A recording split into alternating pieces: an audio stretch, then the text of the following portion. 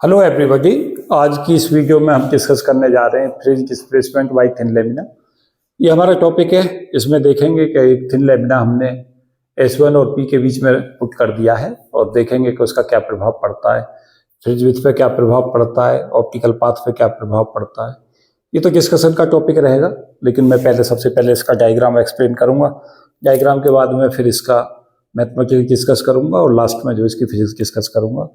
और चौथे एस्पेक्ट में इसका फायदा देखेंगे कि इसका क्या फायदा हम उठाते हैं। तो इसमें देख रहे हैं हम डायग्राम में, ये एक सोर्स है S, पॉइंट सोर्स है, और पॉइंट सोर्स से जो वेव फ्रंट है वो स्पेरिकल निकलेगा। तो ये स्पेरिकल वेव फ्रंट दिखा रखा है।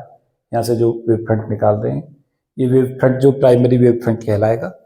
उसके बाद ये हमारा S1 और S2 जो है वो सिलिक है, नैरो सिलिक, जिसके अंदर से लाइट निकलेगी। S1 से लाइट जो इस पॉइंट पर पहुंचेगी, ये हमारी स्क्रीन है। पहले ये XY से मैं दिखा रहा हूँ इसे, स्क्रीन को। ये पूरी स्क्रीन है। इस स्क्रीन के ऊपर लाइट पहुंच रही है और यहीं पर हमें मैक्सिमा और मिनिमा मिलेंगे, फ्रिंजेस मिलेंगी, ब्राइटनेस और डार्कनेस के पॉइंट मिलेंगे। तो यहाँ से S1 से जो एक हमने यहाँ ट्रांसपेरेंट प्लेट रख दी है, ये हमारी ग्लास की या माइका की हो सकती है। तो यहाँ से S1 से लाइट जब चलेगी तो ये दो तरीका के रास्तों से गुजरेगी। एक, अगर ये थिकनेस T है तो S1P, ये टोटल जो डिस्टेंस है वो है S1P। तो लाइट रेज जो है S1 से P तक जब चलेगी तो S1P माइनस T तो चलेगी वो एयर में, क्योंकि S1P ओवरऑल पाथ है, थिकनेस T माध्यम का पाथ है। तो यहाँ पे S1P माइनस T जो है वो तो चलेगी फ्री स्पेस में लाइट रेज, और T जो ये डिस्टेंस है वो चलेगी माध्यम में। और इसका रिफ्रैक्टिव इंडेक्स हम मान लेते हैं, इसका माध्यम का रिफ्रैक्टिव इंडेक्स है म्यू। जो हमारी ये हमने ट्रांसपेरेंट प्लेट इंट्रोड्यूस की है, या तो ये ग्लास की है या माइका की है, और इसका रिफ्रैक्टिव इंडेक्स हम कितना ले लें, म्यू ले लें।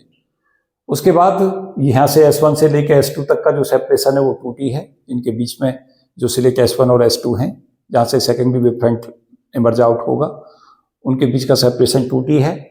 यहाँ से जो हमारे पास में स्लिक्स हैं वहाँ से स्क्रीन तक की डिस्टेंस कैपिटल D है, और S2 से जो पीक तक का जो पाथ है, जो लाइट रेज चलेगी, वो सारा एयर में चलेगी। तो हम देखेंगे कि जब ये इंट्रोड्यूस कर दिया हमने इसके अंदर थिन लैमिना ग्लास या माइका की, तो हम देखेंगे कि जो टाइम टेकन है उस पर क्या प्रभाव पड़ेगा और जो ऑप्टिकल पाथ है उस पर क्या प्रभाव पड़ेगा। तो यहाँ पे अगर हम देखें तो S1P तक जो पाथ है वो हमारा दो हिस्सों में बटेगा। एक बटेगा S1P माइनस T में, ये तो एयर में जाएगा पाथ, क्योंकि S1 से लेके P तक में इस थिकनेस T को निकाल दें तो थिकनेस T जो है वो मीडियम है, और T जो चलेगा वो किस में चलेगा, T जो थिकनेस है वो चलेगी लाइट रेज मीडियम में। यहाँ पे वेलोसिटी मान लें V0 है, और यहाँ वेलोसिटी मान लें V मीडियम की वेलोसिटी। तो टाइम टेकन कितना हो जाएगा S1P को चलने में, time taken from S1 to P, ये कितना हो जाएगा, S1P माइनस T, ये तो एयर में, तो टाइम टेकन एयर में वेलोसिटी V0 मान रखी है, S1P minus T upon V0। ये कौन सा टाइम है, ये है एयर में S1 से लेकर P तक का, और थिकनेस T किस में है, plus T upon V medium, medium में जो वेलोसिटी है। और मीडियम में वेलोसिटी कितनी हो जाएगी एयर के मुकाबले, V मीडियम में हो जाएगी वेलोसिटी, यहाँ C नहीं लेकर मैं V0 से दिखा रहा हूं उसे, तो V मीडियम की वेलोसिटी हो जाएगी V0 अपॉन म्यू। एयर में वेलोसिटी, क्योंकि एयर का रिफ्रैक्टिव इंडेक्स अप्रोक्सीमेट 1 लेके चल रहे होते हैं, तो V0 अपॉन म्यू, तो वो यहाँ पे पुट करते हैं V मीडियम की वेलोसिटी। V0 वेलोसिटी है एयर में लाइट की, तो ये हमारा क्या आ जाएगा, S1P minus T upon V0 plus T upon V medium की वैल्यू रख दो, V0 अपॉन म्यू। तो टाइम टेकन कितना हो गया,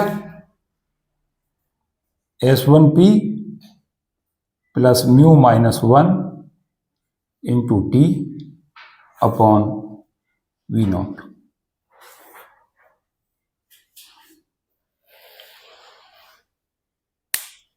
क्योंकि ये म्यू टी हो गए हैं, माइनस टी करेंगे, टी कॉमन निकाल दें, म्यू -1 आ जाएगा। और अगर हम देखें पहले जब तक ये नहीं रखा गया था तब और अब, दोनों में ऑप्टिकल पाथों में अंतर आ गया है। जो एक्चुअल पाथ हैं, ऑप्टिकल पाथ हमारा क्या कहलाता है? ऑप्टिकल पाथ जो होता है वो होता है म्यू इंटू टी।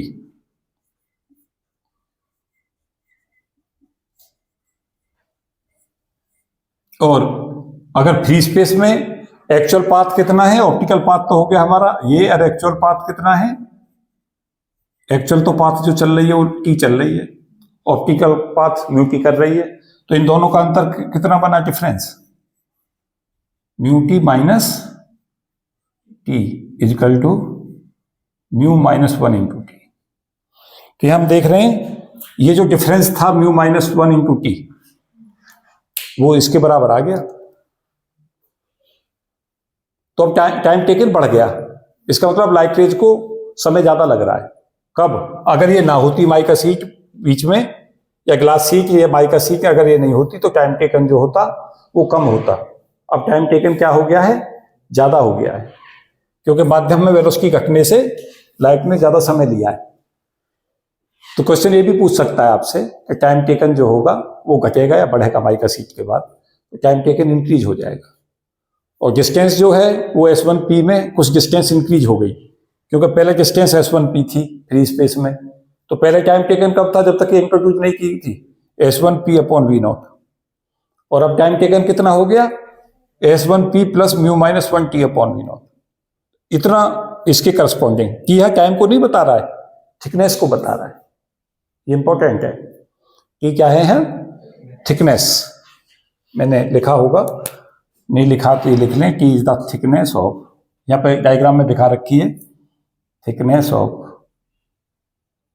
माइका और ग्लास शीट।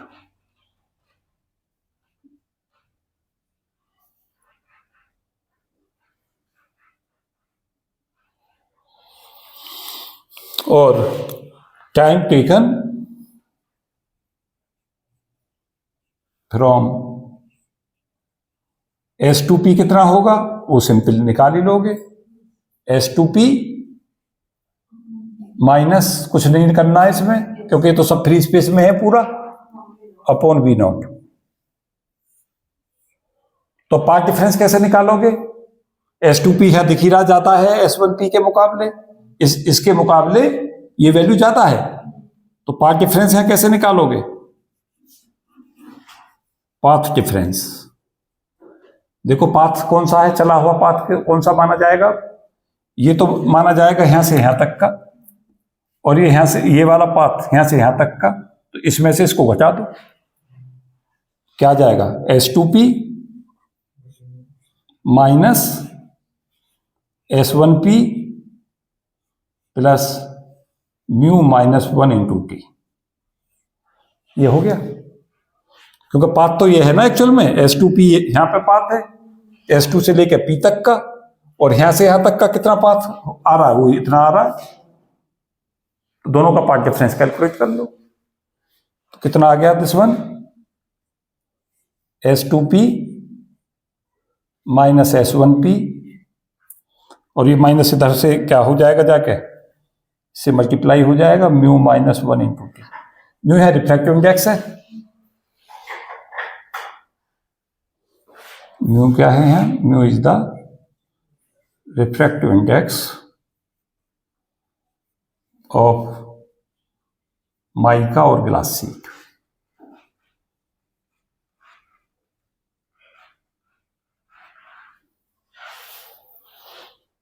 और मैक्सिमम मिनिमा की हमें कंडीशंस पता है। ये हमने जस्ट ये 74 लेक्चर ले रहा हूं, 73 लेक्चर में ये ड्राइव कर रखा है ऑलरेडी, इसलिए दोबारा से नहीं कर रहा हूं।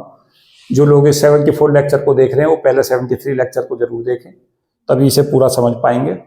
तो S2P माइनस S1P की वैल्यू मैंने पहले कैलकुलेट की हुई है। ये वैल्यू है हमारी 2 small d xn upon capital D। ये मैंने इसका डेरिवेशन करा दिया है ऑलरेडी, इन लेक्चर नंबर 73, उसमें देख सकते हैं minus mu minus 1 into T.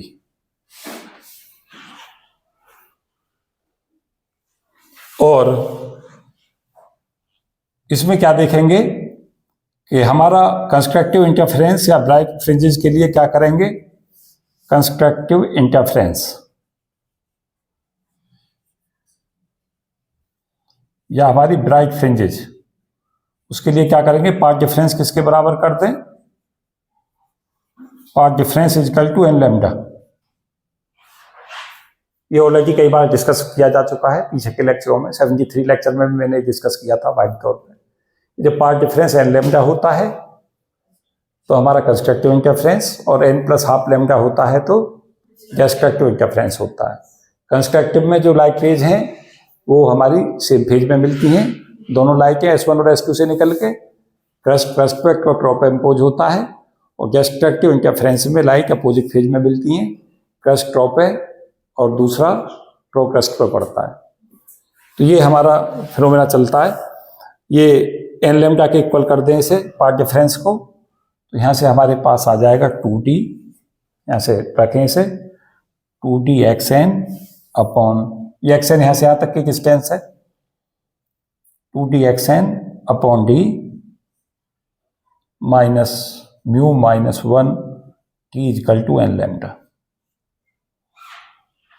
यहाँ से xn की वैल्यू को एवोल्यूट कर लें, xn कितना आ जाएगा यहाँ से देखें, 2D xn upon capital D is equal to, इस टर्म को इधर ले जाएं, N lambda plus mu minus 1 into T.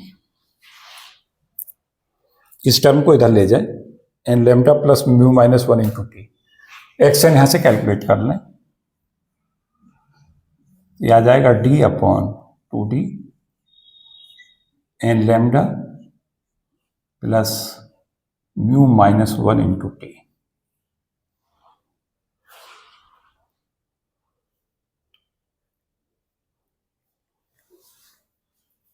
अब ये ऊपर की तरफ को क्यों शिफ्ट हो रहा है उसको समझें।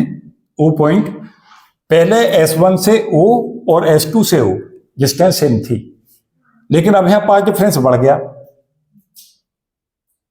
तो ये पॉइंट अब हमें ऊपर की तरफ को शिफ्ट करना पड़ेगा, तभी ये S1 O डैश और S2 O डैश इक्वल होंगे। क्योंकि यहां पाथ ज्यादा हो गया है तो इस वैल्यू को कम करने के लिए इस पॉइंट को ऊपर की तरफ शिफ्ट कर लें, इसको बढ़ाने का प्रयास करें और इसको कम करने का प्रयास करें, जब ये आपस में बराबर हो पाएंगे, क्योंकि ऑलरेडी ज्यादा हो चुका है, इसलिए ये O डैश की तरफ को शिफ्ट हो जाता है। कई बार क्वेश्चंस पूछा गया है कि जो हमारा पॉइंट O है जो सेंटर था, इस माइका सीट के इंट्रोडक्शन के बाद में किधर की तरफ शिफ्ट करेगा, तो ये ऊपर की तरफ को शिफ्ट कर जाएगा। उसे कैलकुलेट करें, O से O डैश की डिस्टेंस को x0 मान लें, तो x0 की वैल्यू कैसे निकाल लेंगे, यहाँ पे इसमें n की वैल्यू को 0 कर दें। जीरो ऑर्डर के लिए क्या करेंगे, n बराबर 0, जीरो ऑर्डर के लिए क्या करेंगे, शुरू का ऑर्डर क्या कहलाता है, जीरो ऑर्डर, n को 0 करेंगे तो x0 की वैल्यू कितनी आ जाएगी, d upon 2D mu minus 1 into T. ये वैल्यू हमारे पास यहां से यहां तक की डिस्टेंस ये x0 कैलकुलेट हो जाएगी। और इसका एक दूसरा भी तरीका है, जो हमारे पास में जब तक हमने ये इंट्रोड्यूस नहीं किया था, क्या इंट्रोड्यूस नहीं किया था, ये माइका सीट इंट्रोड्यूस नहीं की थी, तो हमारे पास में xn का फॉर्मूला क्या था, xn का फॉर्मूला था d upon 2D N lambda maxima के लिए। और अब फॉर्मूला क्या बन गया, इसको डैश मान लें एक तरीका से, वो फॉर्मूला बन गया 2 upon 2D N lambda plus mu minus 1 into T. इन दोनों को सब्ट्रैक्ट कर दें, वो हमारा x0 होगा। तो x0 की वैल्यू को कैलकुलेट करने के लिए क्या कर दें, xn डैश माइनस xn ले लें, ये आ गया सीधा x0, इतना शिफ्ट हो जाएगा ये। अब इससे फायदा क्या होगा कि अगर हमें ये शिफ्टिंग पता चल जाए, इतनी शिफ्टिंग हुई है, तो x0 की वैल्यू कैलकुलेट हो जाएगी। डी और 2D हमें ज्ञात है, ये तो हमें ऑलरेडी इस एप्रोचेस में ज्ञात ही होंगे, ये हम ज्ञात कर चुके हैं। तो यहां से म्यू कैलकुलेट कर लेंगे अगर टी पता है, और अगर हमें टी ज्ञात है तो म्यू पता कर लेंगे, म्यू ज्ञात है तो टी ज्ञात कर लेंगे। तो यहां से दो चीजें निकल जाएंगी, रिफ्रैक्टिव इंडेक्स कैलकुलेट करा सकते हैं और थिकनेस कैलकुलेट करा सकते हैं इससे। और वेवलेंथ कैसे कैलकुलेट करें ये भी देखें। वेवलेंथ का फॉर्मूला क्या था, एक्स बार बराबर डी लैम्डा अपॉन 2D।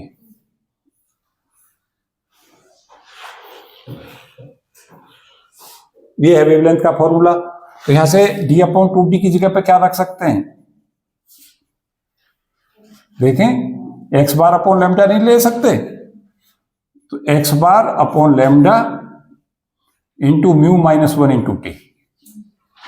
अब देखो अगर हमें एक्स नॉट ज्ञात है, फ्रिंज विड्थ ज्ञात है, म्यू ज्ञात है, टी ज्ञात है, तो लैम्डा ज्ञात कर लेंगे। तो ये तीन चीजें ज्ञात कर सकते हैं इसकी हेल्प से।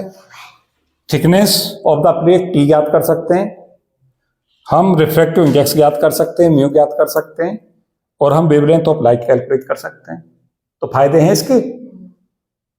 तो वेवलेंथ ऑफ लाइट ज्ञात करने का, रिफ्रैक्टिव इंडेक्स प्लेट का ज्ञात करने का, थिकनेस ऑफ द प्लेट, एक ही एपरेचर से तीनों चीजें ज्ञात हो जाएंगी इसी एक्सपेरिमेंट से, इसलिए तो इतना इंपॉर्टेंट है। अब हम इसमें ये दिखाएंगे कि इस माइका शीट के इंट्रोडक्शन से फ्रिंज विड्थ पर कोई प्रभाव नहीं पड़ता, फ्रिंज की विड्थ सेम रहती है। तो xn हमने कैलकुलेट कर रखा है, और n+1 भी कैलकुलेट कर लें। वो कितना आ जाएगा बच्चों, d upon 2D n+1 lambda plus mu minus 1 into T. अब दोनों को सब्ट्रैक्ट कर लो। फ्रिंज विड्थ कैसे निकालोगे, ये दोनों ज्ञात हो गए, तो इन दोनों को x बार कैसे निकालोगे, फ्रिंज विड्थ होती है xn+1 माइनस xn, इन दोनों को घटा दो, तो d upon D lambda upon 2D आ गया। देखो फॉर्मूला फिर से,